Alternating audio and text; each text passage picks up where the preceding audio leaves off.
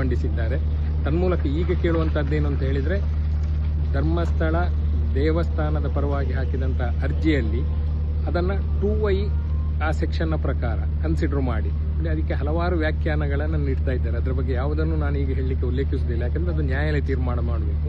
ಒಂದೇ ಒಂದು ಮಾತು ಹೇಳುವಂಥದ್ದು ಹೇಳಿದರೆ, ಒಬ್ಬ ಇಕನಾಮಿಕಲಿ ಅವನಿಗೆ ತೊಂದರೆ ಆಗಿದ್ದರೆ ಅಥವಾ ಮೆಂಟಲಿ ತೊಂದರೆ ಆಗಿದ್ದರೆ, ಭಾವನಾತ್ಮಕವಾಗಿ ತೊಂದರೆ ಆದರೆ, ಇದೆಲ್ಲವೂ ಲಾಸ್ ಆ್ಯಂಡ್ ಇಂಜುರಿ ಅಂತ ಹೇಳುವಂಥದ್ದನ್ನು ವ್ಯಾಖ್ಯಾನದ ಅಡಿಯಲ್ಲಿ ಬರ್ತದೆ ಅಂತ ಹೇಳುವಂಥದ್ದನ್ನು ಸ್ಪಷ್ಟವಾಗಿ ನ್ಯಾಯಾಲಯದ ಮುಂದೆ ಇವತ್ತು ಮಂಡನೆ ಮಾಡಿದೆ. ಹಾಗಾಗಿ ಪ್ರಮುಖವಾಗಿ ಬಂದಂತಹ ಇವತ್ತಿನ ಸಂಪೂರ್ಣವಾದಂಥ ಆರ್ಗ್ಯುಮೆಂಟು ಕೂಡ ಈ 2Y ಅಪ್ಲಿಕೇಶನ್ನ ಹಿನ್ನೆಲೆಯಲ್ಲಿ ಆ ವಿಕ್ಟಿಮ್ ಅಂತ ಹೇಳಿದರೆ ಅವನಿಗಿರತಕ್ಕಂಥ ಹಕ್ಕು, ಅದರ ವಿಸ್ತಾರ ಈ ಹಿನ್ನೆಲೆಯಲ್ಲಿ ವಾದ ಮಂಡನೆ ಆಗಿದೆ. ತನ್ಮೂಲಕ ಧರ್ಮಸ್ಥಳ ದೇವಸ್ಥಾನಕ್ಕೆ ಕೂಡ ರೈಟ್ ಆಫ್ ಆಡಿಯನ್ಸ್ ಅಂದರೆ ತಮ್ಮ ವಾದ ಮಂಡನೆಯನ್ನು ಮಾಡುವಂತಹ ಅವಕಾಶವನ್ನು ನೀಡಬೇಕು ಅಂತ ಹೇಳುವಂತಹ ಆ ಒಂದು ವಾದವನ್ನು ಮಂಡಿಸಿದ್ದಾರೆ.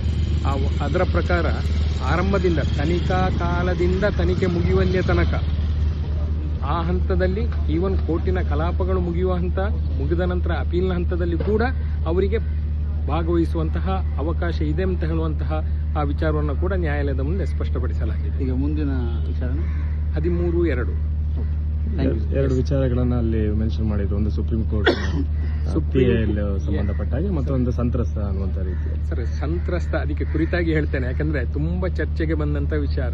ಸಂತ್ರಸ್ತ ಅಂತ ಹೇಳುವಂತಹ ಒಂದು ಅಷ್ಟೇ ಶಬ್ದದ ವ್ಯಾಪ್ತಿಯಲ್ಲಿ ಇಲ್ಲ ಅಂತ. ವಿಕ್ಟಿಮ್ ಅಂತ ಹೇಳುವಂತಹದ್ರ ಅದರ ವ್ಯಾಪ್ತಿ ಬಹಳ ವಿಸ್ತಾರವಾಗಿದೆ. ಬಲಿಪಶು ಅಂತಲೂ ನೀವು ಹೇಳಬಹುದು, ಕಂಪ್ಲೇನೆಂಟು ಅಂತಲೂ ಹೇಳಬಹುದು. ಹಲವಾರು ಮಗ್ಗುಲುಗಳಿಂದ ಆ ಒಂದು ಶಬ್ದವನ್ನ ನಮಗೆ ಬೇಕಾದ ರೀತಿಯಲ್ಲಿ ಇಂಟರ್ಪ್ರಿಟೇಷನ್ ಮಾಡೋದಲ್ಲ. ಅದಕ್ಕೆ ಸುಪ್ರೀಂ ಕೋರ್ಟ್ ಏನು ಹೇಳಿದೆ ಅಂತ ಹೇಳಿದ್ರೆ, ಜಗತ್ ಸಿಂಗ್ ಆ ಕೇಸಿನಲ್ಲಿ ವಿಕ್ಟಿಮ್ ಅಂತ ಹೇಳುವಂತಹ ಆ ಒಂದು ಶಬ್ದದ ಅರ್ಥವನ್ನೇ ಒಂದು 2 ಪ್ಯಾರಾಗಳಲ್ಲಿ ವಿವರವಾಗಿ ವಿವರಿಸಿದೆ.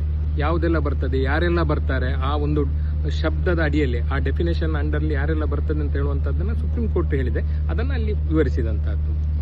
Thank you.